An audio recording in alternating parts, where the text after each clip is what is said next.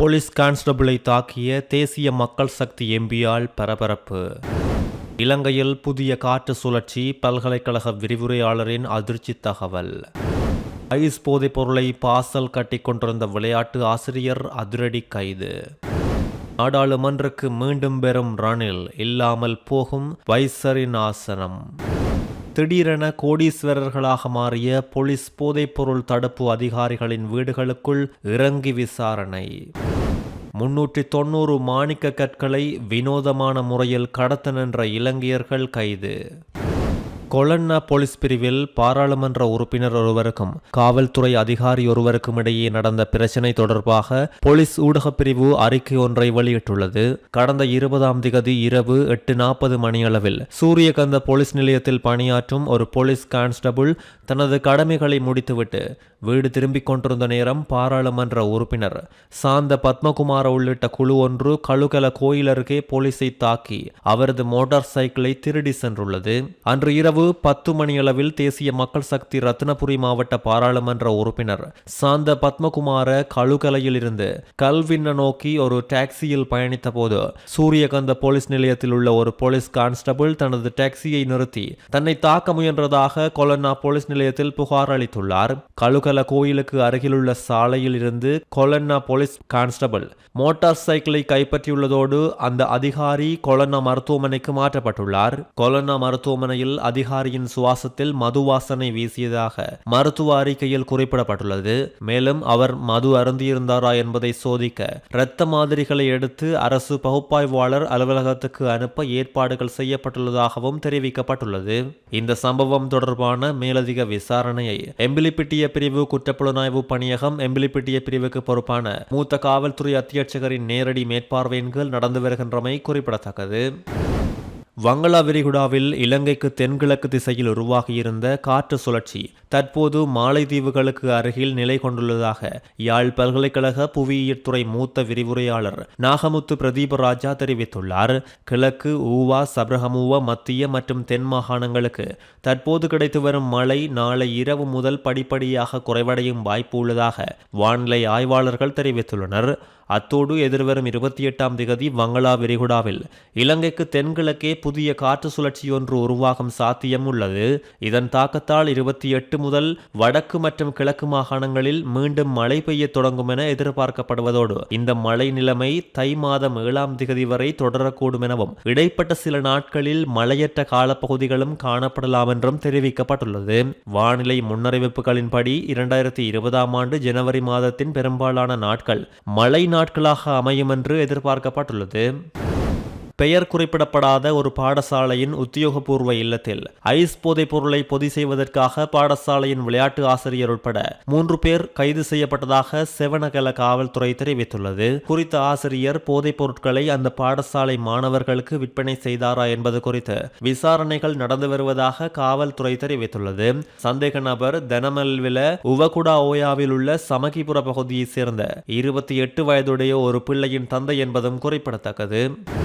தையிட்டி விகாரையை இடிப்பதற்கு முன்னர் நல்லூர் ஆலயத்தையும் யாழ் கத்தோலிக்க தேவாலயத்தையும் உடைக்க வேண்டும் என நாடாளுமன்ற உறுப்பினர் ராமநாதன் அர்ச்சுனா தெரிவித்துள்ள விடயம் பெரும் சர்ச்சையை உருவாக்கியுள்ளது.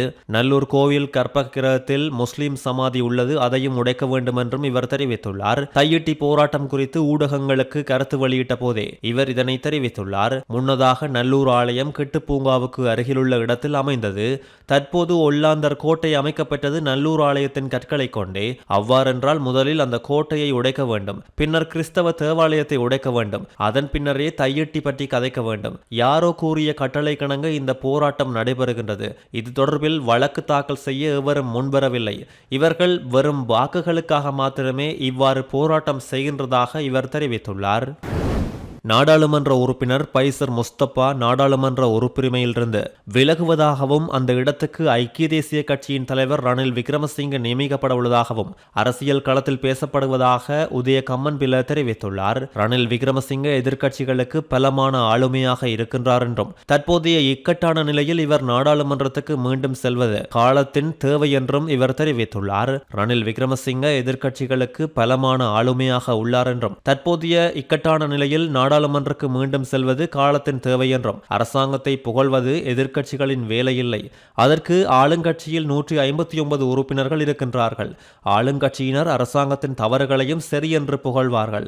ஏனென்றால் சரியது பிழையது என்று அவர்களால் தன்னிச்சையாக தீர்மானம் எடுக்க முடியாது என்றும் அரசாங்கத்தின் குறைகளை சுட்டிக்காட்டி மக்களுக்கு அவற்றை எடுத்துரைப்பதே எதிர்க்கட்சிகளின் பொறுப்பு. அதனையே நாங்கள் செய்கிறோம் என அவர் தெரிவித்துள்ளார்.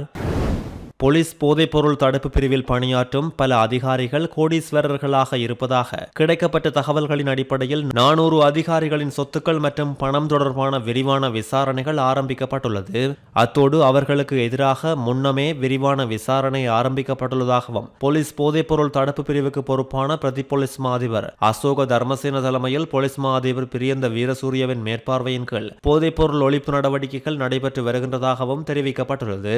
இவர்கள் பாரிய அளவிலான போதைப்பொருள் கடத்தல்காரர்களோடு நெருங்கிய தொடர்புகளை வைத்து வந்துள்ளதாகவும் தெரிவிக்கப்பட்டுள்ளது.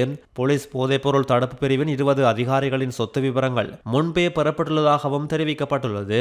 சிலர் இந்த பிரிவில் 20 தொடக்கம் 25 ஆண்டுகளாக பணியாற்றி வருவதாக, அவர்களில் பலர் சரியான சேவையை செய்வதில்லை எனவும் தெரிய வந்துள்ளது. பெருமளவான மாணிக்க கற்களை ஆசன வாயில் மற்றும் பயணப் பொதியில் மறைத்து வைத்து சீனாவிற்கு கொண்டு செல்ல நின்ற 2 இலங்கை பயணிகள் கட்டுநாயக்க விமான நிலைய சுங்க அதிகாரிகளால் கைது செய்யப்பட்டுள்ளார்கள். குறித்த இருவரும் பேருவளை பிரதேசத்தை சேர்ந்த 38 மற்றும் 39 வயதுடைய மாணிக்கக்கல் வர்த்தகர்கள் என தெரிவிக்கப்பட்டுள்ளது. சந்தேக நபர்கள் இருவரும் நேற்று இரவு 10 மணியளவில் சீனாவின் செங்டு நகருக்கு புறப்பட்ட சீன விமான சேவையின் CA-426 இலக்க விமானத்தில் பயணிப்பதற்காக கட்டுநாயக்க விமான நிலையத்திற்கு வந்தபோது சுங்க அதிகாரிகளுக்கு இந்த 2 நபர்கள் மீதும் சந்தேகம் ஏற்பட்டதை அடுத்து மேற்கொள்ளப்பட்ட சோதனையில் இந்த மாணிக்க கற்கள் தொகுதி கண்டுபிடிக்கப்பட்டுள்ளது. இந்த மாணிக்க கற்களின் பெறுமதி சுமார் 3 கோடியே 20 லட்சம் ரூபாய் என தெரிவிக்கப்பட்டுள்ளதோடு கைப்பற்றப்பட்ட மாணிக்க கற்களில் நீலமாணிக்கம், பத்மராகம், கிரிஞ்சி, சிவப்பு கற்கள், கனக, வெரோட், வைதூரியம், சந்திரகாந்தம், தோரமல்லி மற்றும் நட்சத்திரக்கல் ஆகிய பிரதான வகைகளைச் சேர்ந்த 756 கேரட் எடையுள்ள 390 மாணிக்க கற்கள் இருப்பதாக தெரிவிக்கப்பட்டுள்ளது.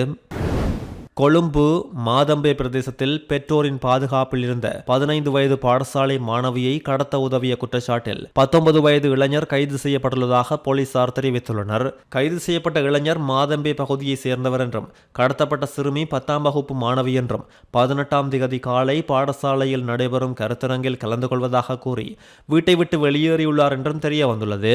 ஆனால் குறித்த மாணவி பாடசாலையில் நடைபெறும் கருத்தரங்கில் கலந்து கொள்ளவில்லை என்பதை அவரது தாயார் அறிந்துள்ளார். கடத்தலுக்கு பயன்படுத்தப்பட்டதாக கூறப்படும் சிறிய லொரியும் போலீசாரால் கைப்பற்றப்பட்டுள்ளது.